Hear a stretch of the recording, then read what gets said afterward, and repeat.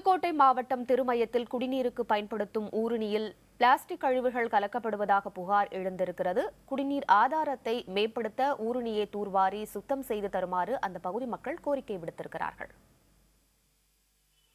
10,000க்கும் மேற்பட்டோர் வசிக்கும் புதுக்கோட்டை மாவட்டம் திருமயம் ஊராட்சியில் 33 பஞ்சாயத்துகள் இருக்கின்றன. திருமயத்தில் உள்ள அரசு மேல்நிலைப் பள்ளி அருகே சுமார் 100 ஆண்டுகளுக்கு முன்பு ஊருணி ஒன்று அமைக்கப்பட்டது. திருமயத்தில் உள்ள பாப்பாவயல் அகில்கரை பகுதி மக்கள் இந்த ஊருணி நீரைத்தான் குடிப்பதற்காக பயன்படுத்தி வந்துள்ளனர்.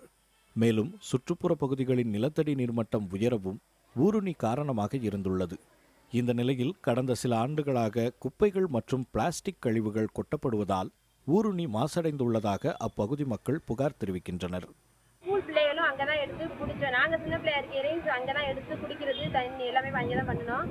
இப்ப வந்து தண்ணி சுத்தம் இல்லாம ரொம்ப அசுத்தமா பாலடைஞ்சு போய் கிடக்கு.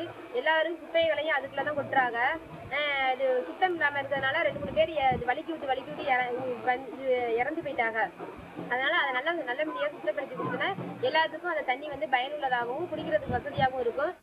கடந்த 2001இல் நமக்கு நாமே திட்டத்தில் மக்கள் நல சமுதாய இயக்கம் மூலம் சுமார் 3 லட்சம் ரூபாய் செலவில் ஊருணி தூர்வாரப்பட்டுள்ளது.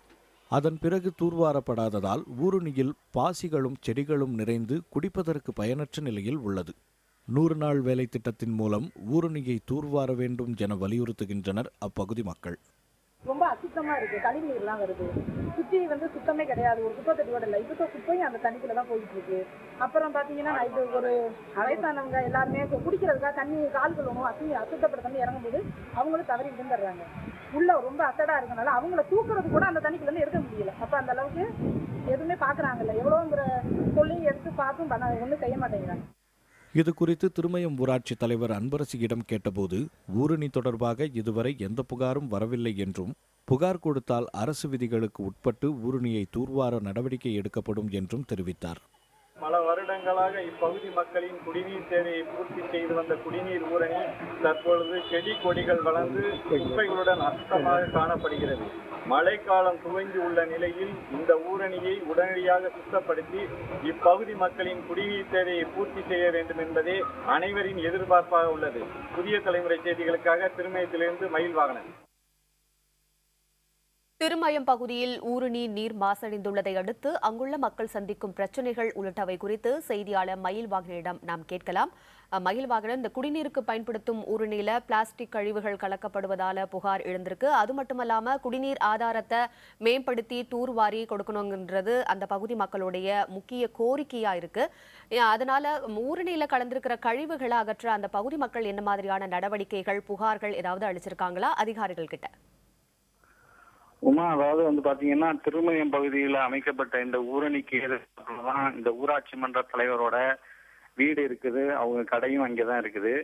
அதனால வந்து அந்த ஊராட்சி மன்ற தலைவர் இது வழியா டெய்லி இந்த வழியா போயிட்டு வர்றதுனால அவருக்கு இந்த ஊரணியை பற்றியான எல்லா விஷயங்களும் தெரியும். அவர் தெரிஞ்சிருந்தும் இந்த விதமான நடவடிக்கையும் எடுக்கப்படவில்லை.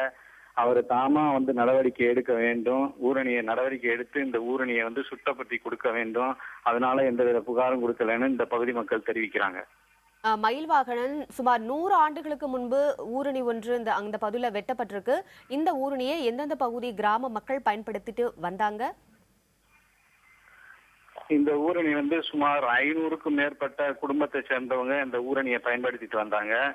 இந்த ஊரணியில் உள்ள தண்ணீரை தான் 500 குடும்பத்திற்கு மேற்பட்டோர் தங்கள் வீட்டு விசேஷங்களுக்கும் மற்றும் குடிநீருக்காகவும் பயன்படுத்தி வந்தனர்.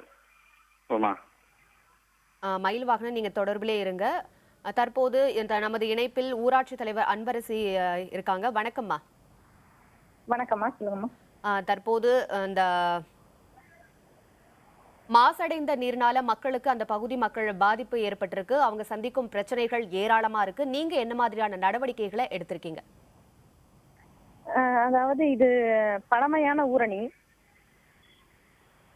சொல்லுங்கம்மா, நீங்க இணைப்புலதான் இருக்கீங்க, தொடர்ந்து சொல்லிட்டே வாங்க. இது பழமையான ஊரணி. இதனால மக்கள் வந்து இந்த குளத்துல வந்து ஆதி காலத்துல சமையல் பண்றதுக்கோ குடிக்கிறதுக்கோ இந்த நீரை பயன்படுத்திட்டு இருந்தாங்க.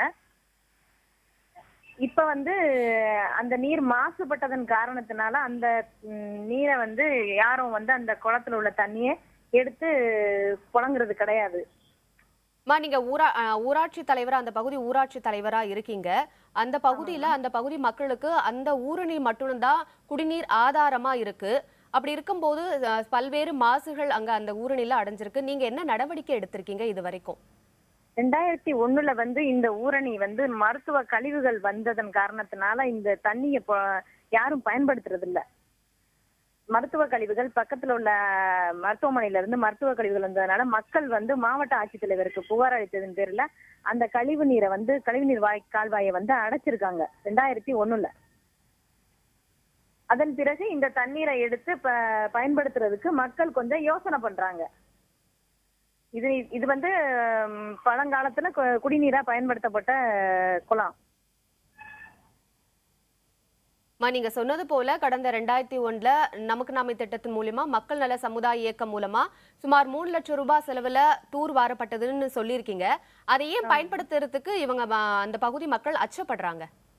அது மருத்துவ கழிவுகள் வந்ததுனால இதுல வேற எதுவும் இப்ப டெக்னாலஜி எவ்வளவு வளர்ந்துருச்சு. இப்ப வீட்லயே வந்து போர்வெல்ல வந்து இந்த ஏரோ சிஸ்டம் எல்லாம் போட்டு பயன்படுத்தக்கூடிய டெக்னாலஜி வந்துருச்சு. அதனால இந்த குளத்து நீரை பயன்படுத்துறதுக்கு அவங்க யோசிக்கிறாங்க. அதுவும் மெயினான காரணம் இந்த மருத்துவ கழிவுகள் வந்து கலந்ததன் காரணத்தினால அவங்க எடுத்து பயன்படுத்துறதுக்கு மக்கள் கொஞ்சம் யோசிக்கிறாங்க. அப்படின்னா அந்த கழிவுகளை அகற்ற என்ன மாதிரியான நடவடிக்கை எடுக்கப்பட வேண்டும்? நடவடிக்கை வந்து இந்த குளத்துல வந்து தாமரை இப்ப அதிகமா தாமரை இருக்கு. அதை வந்து அகற்றுவதற்கு மக்கள் வந்து மனு கொடுத்தாங்கன்னா அந்த போர்க்கால அடிப்படையில அரசு விதிகளுக்கு உட்பட்டு கண்டிப்பா வந்து இதை வந்து நாங்க நிவர்த்தி செஞ்சு கொடுப்போம். மக்களின் தேவையை கண்டிப்பா பூர்த்தி பண்ணி கொடுப்போம் ஊராட்சி மன்றம் மூலமாவே. நிச்சயமாகமா. அது எப்ப நடக்கும்? எத்தனை நாட்கள்ல இதற்கு ஒரு தீர்வு கிடைக்கும்? அது மக்கள் வந்து நமக்கு ஒரு மனுவின் அடிப்படையில் நமக்கோ மாவட்ட ஆட்சித்தலைவருக்கோ எழுதி அனுப்பும் பட்சத்துல இது போர்க்கால அடிப்படையில கண்டிப்பா ஒரு வாரத்துல கூட நடத்தி முடிக்கப்படும். நிச்சயமாகமா. நீங்க இணைப்புல வந்தமைக்காக நன்றி. மயில்வாகனன், ஊராட்சி தலைவர் அன்பரசி கேட்டதை நீங்க கேட்டிருப்பீங்க. இது தொடர்பா மக்களை மீண்டும் ஊருணியை தூர்வார முயற்சி ஏதாவது செஞ்சாங்களா? கடந்த 2001 வந்து மக்கள் சமுதாய இயக்கத்தின் மூலமா வந்து 3 லட்சம் ரூபாய் செலவு பண்ணி இந்த ஊரணியை தூர்வாரினாங்க. மீண்டும் தாங்களாக பொதுமக்களாக பணம் வசூலித்து செய்ய முடியாத சூழ்நிலை இருப்பதாகவும் மீண்டும் மீண்டும் பொதுமக்களே வந்து இந்த ஊரணியை சுத்தப்படுத்தக்கூடிய நிலை ஏற்படக்கூடாது. அதனால அரசாங்கமும் ஊராட்சி மன்ற நிர்வாகமும் தலையிட்டு இந்த ஊரணியை சுத்திகரித்து தரணும், தூர்வாரி சுத்தப்படுத்தி தரணும்னு கோரிக்கை வச்சிருக்காங்க. மயில்வாகனன், உங்களுடைய தகவல்களுக்கு நன்றி. இது குறித்து சட்டமன்ற உறுப்பினர் வைரமுத்துவை தொடர்பு கொண்டு கேட்டபோது இது குறித்த புகார் எதுவும் தங்களிடம் வரவில்லை என்று விளக்கமளித்தார்.